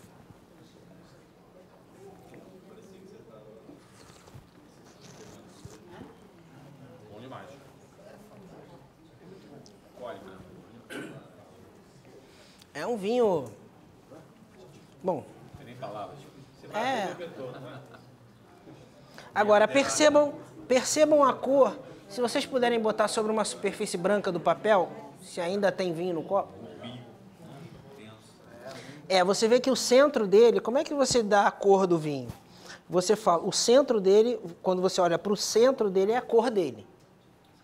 As bordas dele é o que a gente chama de reflexo. O que é o reflexo? O reflexo é a próxima cor que o vinho vai assumir, com a evolução. Então, você já vê que esse vinho tem um reflexo já mais telha. Ele já tem uma cor mais levada para o tom amarelo. Né? Que vocês sabem que o vinho tinto evoluído, ele vai clareando e o branco vai escurecendo. Né? O que vocês acharam do vinho? Agora, olha só. Antes de vocês darem opinião, o que é importante a gente entender? Claro que isso é um vinho extra série, né? Isso é um vinho, já pelo nome, qualquer Amarone já é um vinho top da Itália. Já é um baita vinho. Esse ainda está em muitos degraus acima de um Amarone comum. Mas a gente comparar ele com outros vinhos, a gente tem que posicionar os outros vinhos na classe deles. Eu não vou comparar o Barbera com o Amarone achando que o Barbera é um Amarone. Eu também, mas se para eu tomar Amarone todo dia, não vai ser legal, né? Então cada vinho tem a sua peculiaridade. Por isso que vinho é legal. Por isso que o vídeo lá do início. Você tem, por exemplo, aquela menina lá da banheira, que eu acho que todo homem lembra do vídeo da menina da banheira, né? Não? Quando eu vi... Você que montou o vídeo, né? Não. Não fui eu, foi minha esposa. Por exemplo, eu levar um Amarone para tomar banho na banheira, não é legal. Não é legal, né? Então, já o Barbera, já o Equinósio, já vai fazer legal. Esse vinho guardado ainda, né? Por mais alguns anos, ele ainda vai evoluir mais ou ele já chegou no top? Não, eu acho que ele está no top. Eu conversando com o enólogo diz que vai evoluir, mas eu não acredito. Qualquer vinho ele tem um gráfico de evolução, né? Então ele começa desse jeito, o gráfico ele vai, ao longo dos anos, ele se equaliza e depois ele cai. Esse vinho, ele, na minha opinião, eu estou dando a minha opinião, o enólogo diz outra coisa, mas na minha opinião ele está aqui já. Eu acho que ele não faz isso, ele já está pronto para beber. Mas ele é um vinho de guarda, né? Ele é um vinho de guarda. Ele é um vinho que você compra, você não precisa tomar hoje. Mas você também, não vale a pena esperar, o que eu estou dizendo, não vale a pena, você não vai ganhar muito se você esperar mais 5 anos para beber. Né? É diferente, talvez, do 2013. Apesar de que a gente volta ao assunto que a gente estava conversando no início. Se você pegar o 2013 e abrir e tomar, Tá pronto. tá pronto. Ok? Ah, pô, um paladar mais aguçado, né? Um paladar mais complexo, vai ver diferença nesse vinho. Mas dia a dia não faz sentido, né? Na realidade, tudo que é muito velho, a gente chega no auge, muito bem, depois começa a cair, aí é melhor A consumir. gente é igual a vinho, cada vez que passa fica melhor. Não, essa é a conversa aqui. Conversa de velho. Ele é um vinho de 15,5% de álcool e é importante falar álcool agora sim. É um vinho que agride na boca? Não. É um vinho que desce rasgando? É um vinho que... E ele tem 15,5% de álcool. Então as pessoas fazem muita confusão com isso. Ah, é um vinho que tem muito álcool, vai... É o contrário. O vinho que tem mais álcool tende a ser mais macio. Por quê? Porque num subproduto do processo de fermentação do vinho, quando transforma açúcar em álcool, é a glicerina. E glicerina dá essa maciez ao vinho.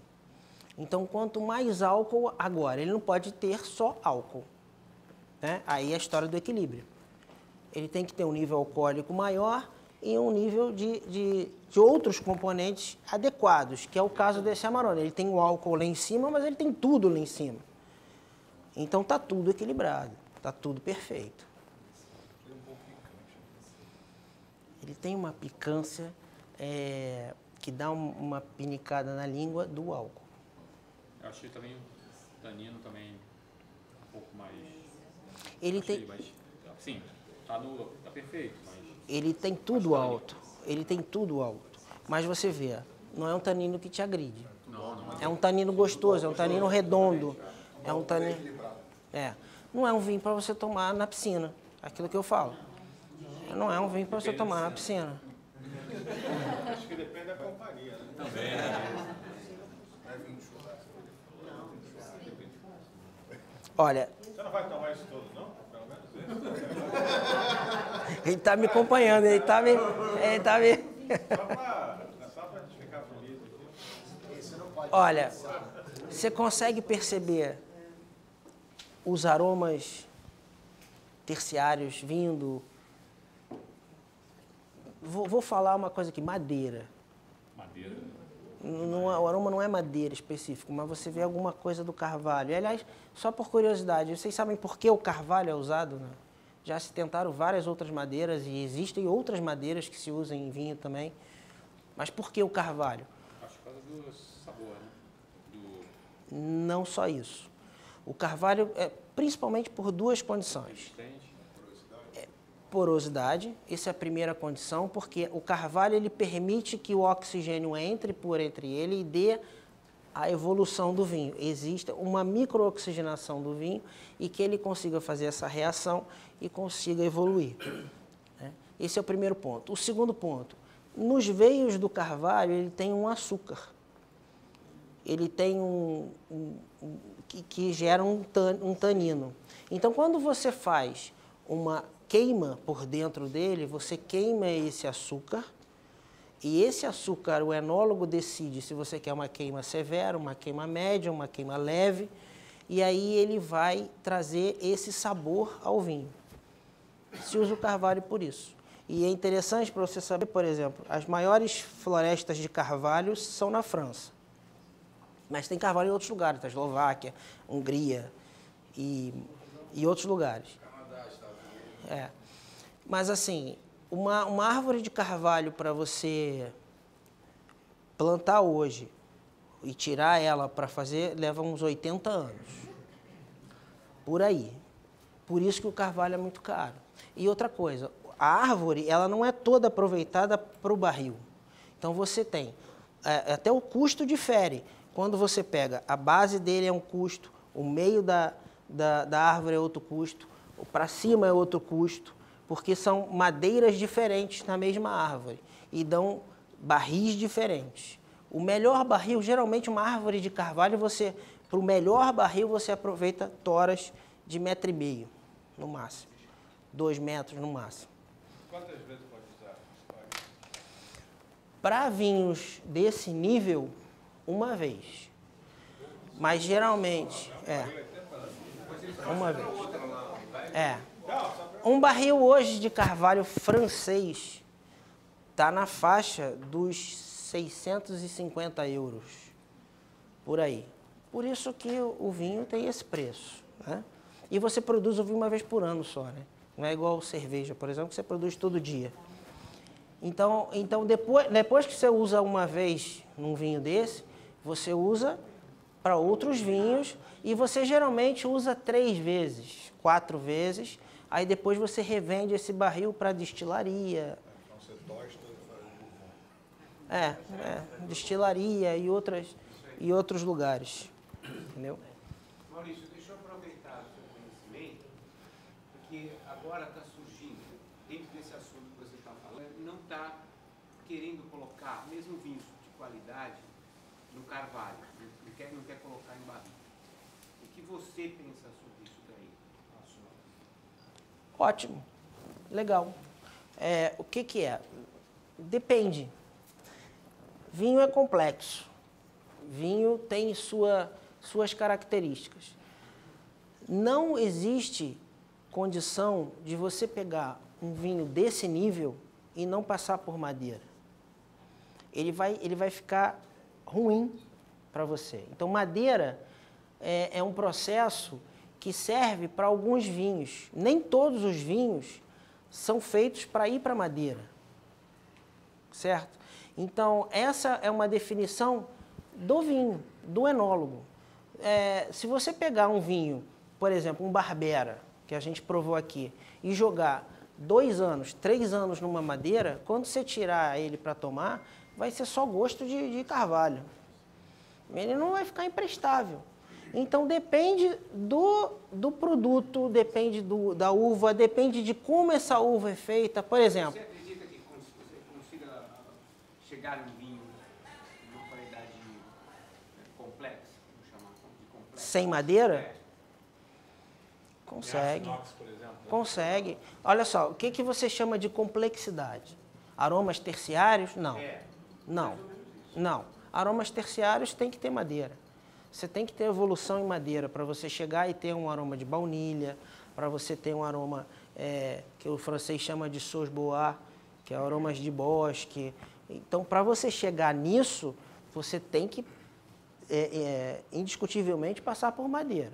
Que é a madeira que vai agregar isso ao vinho, né? No processo de madeira. Agora, existe processo no cimento, existe processo no inox. Esse vinho, o Barbera, é inox. Por que o inox? Porque o enólogo quer jovialidade no vinho, né? Ele não quer trazer... Rapidez também, E velocidade, entendeu? Então, depende da casta, depende da região, depende do... Tem vinhos que, por exemplo, uvas, tem Touriga Nacional portuguesa, que não passa por madeira, e tem Touriga Nacional que passa por madeira. Se tu pega uma Touriga Nacional do Douro, se você não colocar em madeira, difícil tomar. Pega uma Touriga Nacional do Dão, é outra característica. Depende da região, depende de muita coisa. Por isso que vinho é legal, o vinho é muito complexo. Mas assim, não é difícil tomar vinho. A complexidade que eu falo, deixa para quem faz o vinho, né? E você não tem que ter fidelidade a vinho. O legal do vinho é você hoje provou esse Amarone, amanhã prova um outro Amarone. Prova um Barolo, prova um Bordeaux. E isso é que é legal. Porque aquelas pessoas que chegam assim, não, eu só tomo um vinho, adoro esse vinho, só tomo esse vinho. Cara, tu tá perdendo o mundo, né? É a cara do vinho branco. O vinho branco, pô, não tomo o vinho branco. Tu tá perdendo um monte de coisa que tu tá deixando de tomar, entendeu? Fala, pai. Já ouvi falar nas cubas aí do Dão e da Alta, jogarem em casca de madeira. Isso está deixando de ser feito. Isso aconteceu muito, até em vários lugares do mundo, principalmente aqui no Novo Mundo. Na França fizeram muito isso também. Eles botam o que eles chamam batoque. Então, eles pegam um barril usado ou um barril de outro tipo de madeira, uma madeira menos nobre, né? E faziam um amarrado de carvalho e botavam dentro do barril. Isso é uma enganação, entre aspas. Eu vi falar Mesma coisa. Por quê? Mas é isso para quem tem um paladar. Por exemplo, eu provar um vinho desse, para quem tem um paladar mais... Faz um vinho desequilibrado. Faz um vinho, imagina, vou voltar ao assunto do Barbera. Se eu pego um Barbera, faço um piquete desse, eu vou ter jovialidade com madeira? Percebe? Então, não encaixa, eu vou ter aroma de fruta com gosto de madeira, e é gosto mesmo, fica um negócio pesado, não fica um negócio harmônico, né? Então, estão deixando de fazer isso. Hoje em dia, existe uma regulamentação muito forte dos países, porque se percebeu que quanto mais restrito, quanto mais honesto for o processo, melhor para todo mundo, né? Você consegue garantir preços maiores, você consegue garantir confiabilidade. Então, é isso que está acontecendo no mundo hoje. Por exemplo, você lembra da Alemanha, na época que vinha aqui para o Brasil, aquela garrafa azul, Liebfraumilch, né? Aquele vinho, desculpe, na minha opinião, é ruim. Porque a Alemanha produzia, jogava açúcar, né? Colocava açúcar para dentro. Por quê? Porque o sabor doce para o ser humano é sempre melhor. Então, é sempre mais agradável. Então, eles botavam açúcar e o vinho ficava horroroso. O que a Alemanha fez? Viu que estava perdendo o mercado. Então, ela hoje tem uma regulamentação tão severa, faz os vinhos congelados, os ice wines deles, são sensacionais. Esquece, não existe mais aquilo, né? Então, hoje é muito difícil você ter esse tipo de coisa. Só para ilustrar um pouco sobre esse sachê que eles chamam. O sachê do chá. Fazia o sachê de serragem, fechado no vinho, e fazia o sachê de madeira, para encobrir os defeitos do vinho. Uns era para encobrir os defeitos do vinho. A maturação de um vinho mais rápida é mentira. Mas ficar com gosto de madeira e não gosto dos aromas do vinho. E segundo, também vinhos reserva, porque estava também reserva, só para ter gosto de madeira. E o povo, falaram que não sei quem falou aqui, foi ele, que agora estão tirando a madeira. Não. É porque os vinhos espanhóis não pegavam, porque mudou muito o espanhol. O espanhol era muito madeirado. Então estão tirando o padrão. Você não quer sentir aroma de madeira, quer sentir aroma de vinho. Então, muitas vezes esses aromas fortes encobrem os defeitos do vinho. Então, por isso que estão me dizendo que não vão usar mais isso. Mas isso é aquilo que eu falei anteriormente, ou seja, as empresas hoje, os enólogos, estão tendendo a fazer vinhos mais interessantes para novos entrantes. Então, são vinhos com uma fruta maior, são vinhos com uma capacidade aromática maior. Hoje você... são mais elaborados. A juventude veio e falou que quer trazer mais gente. Porque se eu ficar com vinho só para pessoas de 50, 60, 70 anos, o meu mercado acaba. É metodológico também, porque precisa ter sustentabilidade, o jovem quer sustentabilidade. Muito isso. Esse processo todo de carvalho, isso daí é um custo para o planeta, é uma coisa grande. Mas o carvalho não tem substituto. Então, por isso que estão... O carvalho não tem substituto. O carvalho para um vinho desse aqui, o Portalho, ó, ele ainda não tem substituto. Ainda é o que faz acontecer o processo. E a China? A China. A China é um assunto interessante. A China hoje é um grande consumidor. Aliás, qualquer coisa da China é grande, né? A China, tem 1 bilhão de pessoas lá. Se 10% consumirem, é metade da nossa população, só consumindo vinho. Depois lá que é metade da nossa, né? Pois é. Depois é metade da Pois é. E o que acontece? A China é um grande consumidor e já está produzindo muito vinho. Ainda o vinho é muito ruim. Ainda. Né? Eu li um artigo que já teve um produtor ganhando o concurso na França. Porque hoje você pode produzir... A França é meio complicada, né? Às vezes você está na França tomando vinho que acha que é francês e é espanhol. Que eles fazem muito mercado, compra da Espanha, engarrafa na França e diz que é vinho francês. Mas a China está produzindo vinho e tem que produzir porque o volume é muito grande, não vai conseguir atender o mercado. A Europa tem um volume X que não vai conseguir aumentar. 4.000 garrafas de Amarone, acabou, não tem mais. E assim, ela está evoluindo. A técnica hoje de produção de vinho ela é disseminada no mundo. Então, o cara hoje está um enólogo aqui, amanhã está fazendo enologia na França, está fazendo um curso na Espanha, nos Estados Unidos. Então, a técnica enológica está evoluindo muito, como a técnica agrônoma também, do campo, que o enólogo trabalha sempre com o agrônomo. Então, por exemplo, a gente está tendo vinho, como eu falei no início, em Minas, né? Com técnica. Vinhos bons. Não são vinhos ruins, são vinhos bons. A minha observação para vinho nacional é que é vinho caro. É muito caro. Mas é caro por quê? Porque a produção ainda é pequena e eles têm que pagar a conta. Então, eles têm que aumentar o preço do produto. Mas eu tomei um vinho de Minas, um vinho excelente. Só que custa quase R$300. Quase o preço disso aqui. Aí não tem comparação. Mas assim, como é que eles fazem? Hoje eles fazem dupla poda, usam um negócio chamado Dormex. Então eles botam na videira, fazem a videira adormecer. Então entra num processo de letargia antes que ela deveria entrar. Então, em vez de eu fazer a colheita em fevereiro, março, eu vou fazer em junho, julho, porque fevereiro, março é período de chuva, junho e julho não. Então, para mim, é melhor que a uva amadureça em junho e julho. Percebe? Que aí eu colho uma uva melhor. É legal isso, é técnica. Está evoluindo, está crescendo. É isso. Na região da China, que dá bastante vinho, eles enterram a videira no inverno. Enterram, cobrem de terra. E descobrem quando acaba o inverno.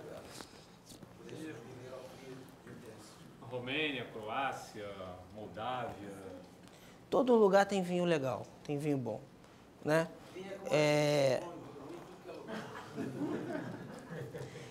Tem bons vinhos. Na Romênia tem bons vinhos, na Croácia tem bons vinhos, na Grécia tem bons vinhos. Agora, tem vinhos também... Agora, se você pegar assim para mim, a quantidade de vinhos bons de uma Grécia comparado com a Itália, aí não dá. Com França, com Portugal, com Espanha.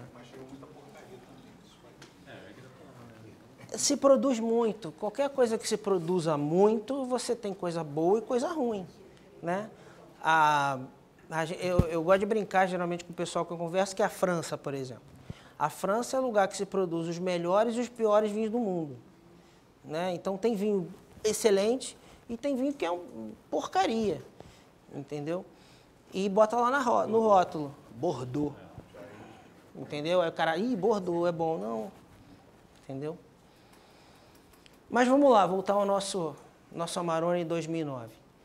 Querem fazer a brincadeira aqui do aroma? Quem tem vinho no copo, né? Acho que ninguém mais tem vinho, nem vinho no copo. Se botar mais um pouquinho, já eu percebi. Tem vinho ainda? Sobrar Então bota mais uma. Agora gostei.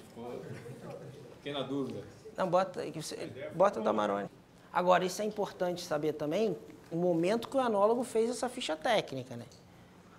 Ele fez essa ficha técnica num momento e você está tomando vinho 6, 7, 8, 9 anos depois, né? Então, é diferente. Como eu falei aqui, ó, a principal uva é sempre Corvina. A Corvina, por lei, na Itália, e aqui vai um DOC G.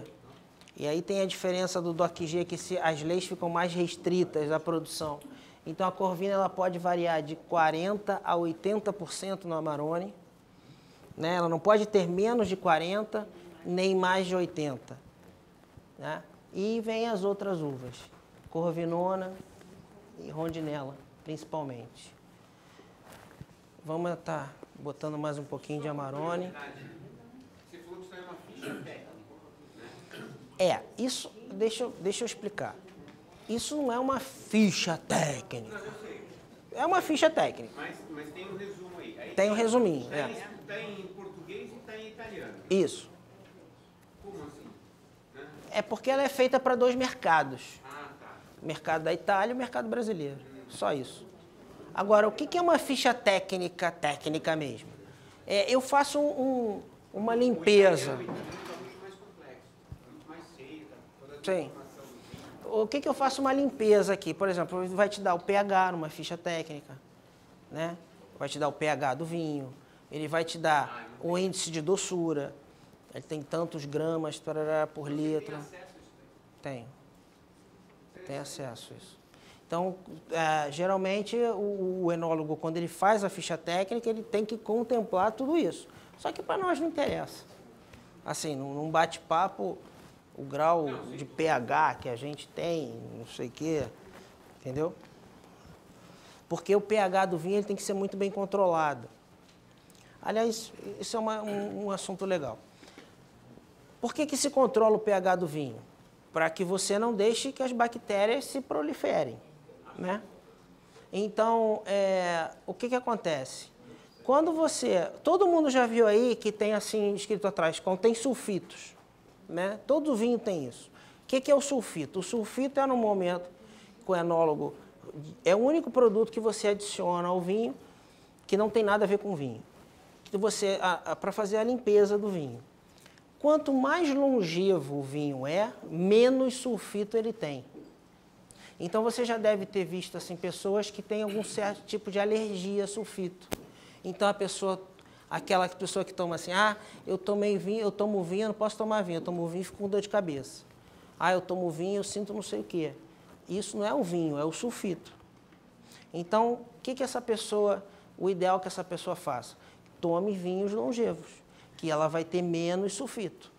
Por quê? Porque o vinho longevo, ele necessita por si só menos sulfito, já que ele ficou estabilizado por muito tempo e não gerou nenhum tipo de bactéria. O pH dele ficou bem controlado.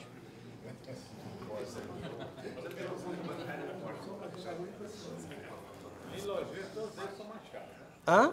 Esses vinhos são todos mais caros. Tem que ser. Tem que ser. Você pega uma uva, você tira 30% do volume dela, no mínimo já tem que ser 30% mais caro que um outro vinho, né? No mínimo. Bom, pessoal, gostaram do Amarone?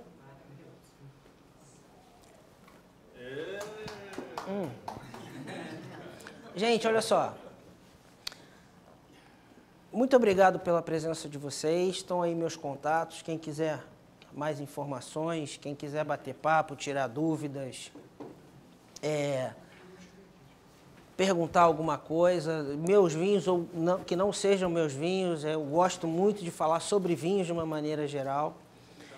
Eu agradeço a presença de vocês, conto com vocês em próximos eventos, vão existir outros eventos como esse, com outros vinhos.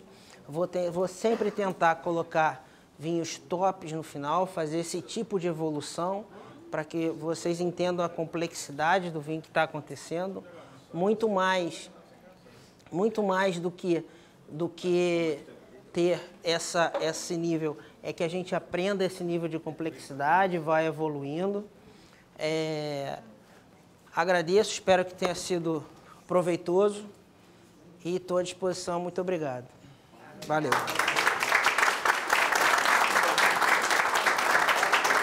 E agora é a parte legal, que a gente agora pode levantar e